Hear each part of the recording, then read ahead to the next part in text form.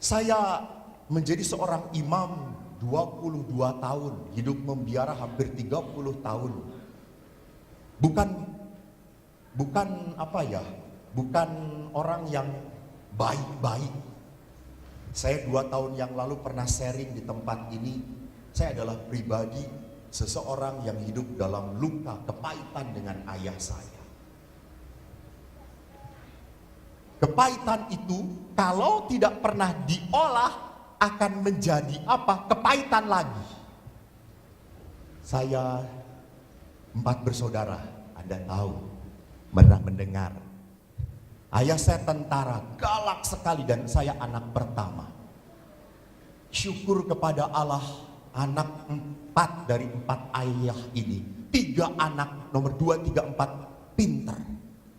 Dan lebih bersyukur kepada Allah, nomor 1 ini istimewa. 3 anak ayah ini semua pintar matematika. Dan haleluya, puji Tuhan, saya anak nomor 1 tidak suka matematika.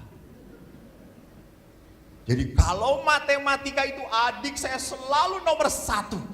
Dan ayah saya paling pintar mengajar.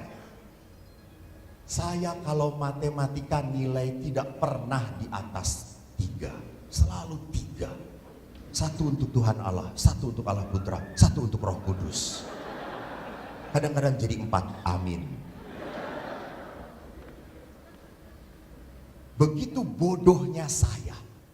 Dan kalau sudah ayah mengajar, ayah menulis soal, 3 adik saya sudah ngomong, "Ayo Pak, terus Pak, terus Pak." Saya itu baru lihat tulisan, Pak, mau ke WC dulu, ke WC.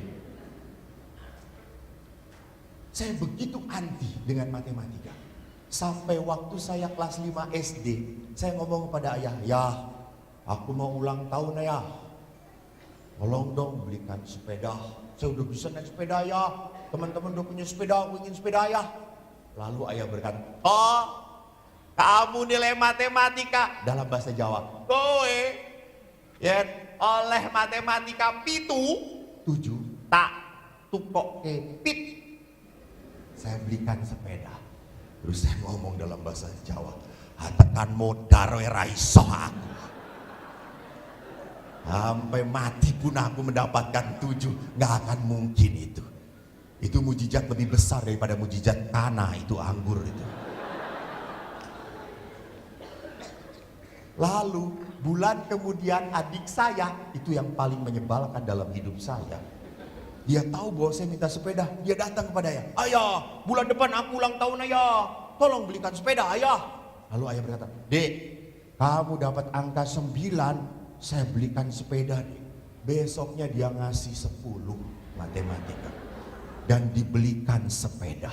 Kesel, jengkel banget saya. Bertahun-tahun saya masih ingat ayah sangat mencintai adik. Sampai akhirnya setelah saya jadi pastor, saya harus balas ayah saya. Setelah saya jadi pastor, saya datang ke rumah. Saya bawa sepeda. "Ayah, ini sepeda untuk ayah. Tidak perlu dapat angka 7 matematika. Saya kasih untuk ayah." Jadi apa yang saya mau katakan, bahwa pada saat manusia tinggal di dalam Allah, tidak ada luka, kemarahan, kepahitan hidup yang menghantam dia.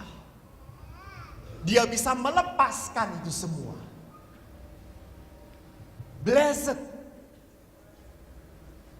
Pengalaman kedua yang ingin saya ceritakan, waktu saya konflik. Saya hidup di biara dengan 10 pastor. Saya tinggal dengan 10 pastor, dan dari 9 pastor teman saya tidak ada satupun yang cocok dengan saya. Nah, kalau cocok, hamil mereka.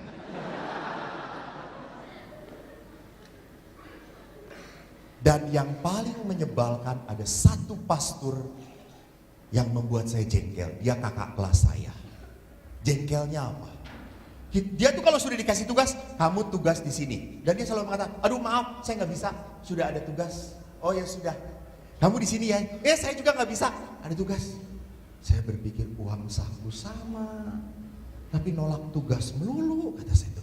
Lama-lama 1, 2, 3 kali kita oke, toleran. Oh nggak apa-apa. Namanya juga komunitas para pastor penuh belas kasih. Gitu. Walaupun di sini jengkel banget gitu ya.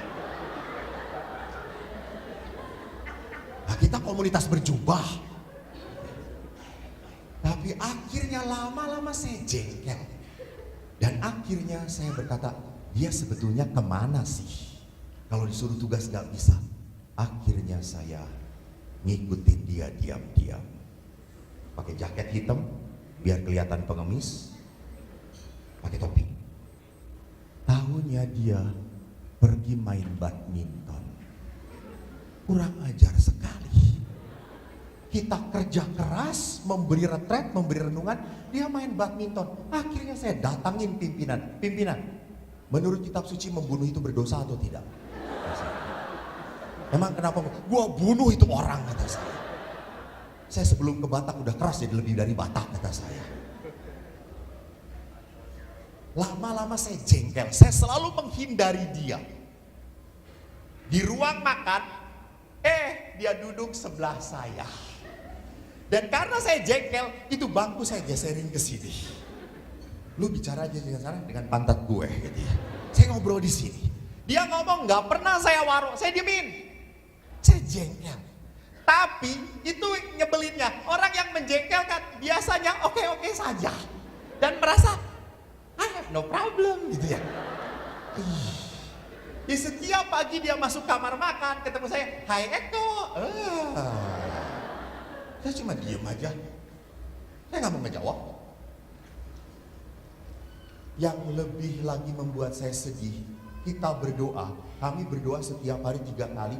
Dan ruang doa kami melingkar gitu. Dan saya berdiri di sini, dia di seberang saya. Dan saya kalau berdoa selalu membuka mata, karena kalau menutup mata tertidur saya.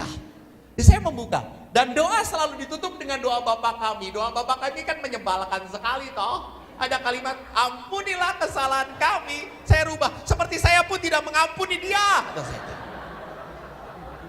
Gua yang doa terserah gue, kata saya. Tapi lama-lama saya tidak betah di biara. Setiap ada dia, saya menghindar. Lalu saya berpikir, ya Tuhan, bodoh banget gue.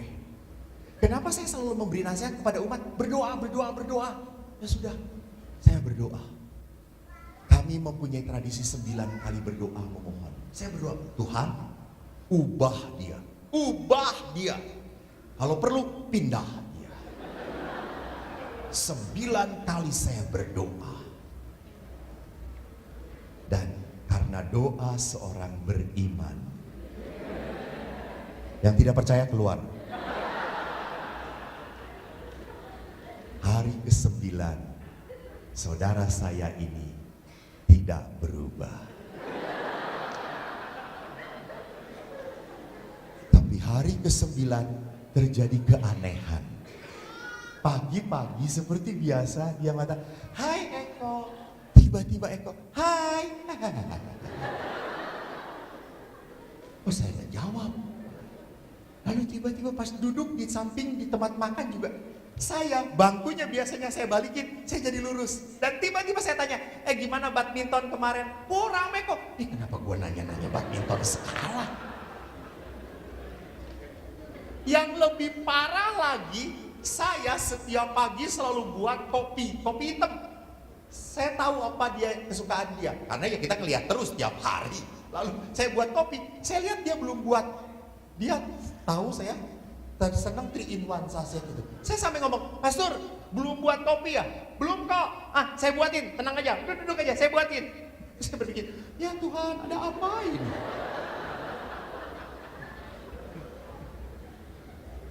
Saudaraku, apakah Tuhan mendengar doa saya? Saya ulangi. Apakah Tuhan mendengar doa saya? Dengar nggak ceritanya gimana tadi doa saya? Ya Allah, ini susah banget ini. Apa doa saya? Tuhan ubah. Apa yang terjadi? Mendengar doa saya? Sudah renungannya selesai sajalah. Saudaraku, Tuhan tidak mendengar doa saya. Tuhan tidak mendengar keinginan saya. Tuhan memberikan apa yang terbaik bagi saya. Lihat, menetap dalam Tuhan, masuk di dalam Tuhan, orang jadi berubah. Bukan orang lain yang berubah. Karena mengubah orang lain itu berat banget. Menderita kita. Mungkin sampai kita terkujur, dia tidak berubah-berubah. Dan yang didoakan berkata kepada kita, lu berubah sekarang. Lu mati, gue enggak. Gitu. Kisah yang tidak pernah saya lupakan di dalam hidup saya sebagai imam, dan saya tidak akan pernah menghapus memori itu, adalah pada 3 tahun yang lalu saya memberi retret anak SD. Anak SD kalau datang ke Pratista, ke rumah retret kami, wah langsung lari. Satu rombongan bis. Tiba-tiba ada seorang anak yang cacat. Saya bukan baru pertama kali melihat anak cacat. Maaf, anak itu kakinya X begini. Lalu jalannya begini. Bergerak-bergerak. Saya tidak tidak merasa kasihan karena dia cacat. Bukan. Tapi saya kagum dengan dia. Kenapa? Lihat wajahnya. Dia tuh lalu cacat. Dia datang pada saya. Wajahnya tuh sukacita. Romo. Ini saya, perkenalkan Romo. Wajahnya itu, wow. Beda dengan karyawan Sinarmas. Saya lihat tadi datang. Enggak cacat, tapi penuh beban hidup.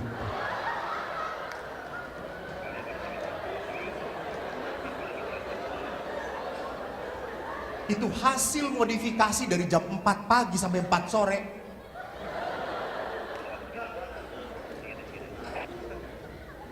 Anak ini, saya kagum, waktu retret anak SD, itu ada acara lari, cari kitab suci. Lalu dia itu, saya lihat, dia kan jalan aja kan tidak jelas, lari, jatuh. Dan pada saat jatuh, itu teman-temannya langsung mengangkat dia. Dan setelah diangkat, apa yang dia lakukan? It's really wonderful. Dia just, terima kasih ya, makasih. Lari lagi, gubrak lagi di situ dia. Lalu temannya di situ ngangkat lagi. Lalu dia teriak lagi, makasih ya, makasih. Wow,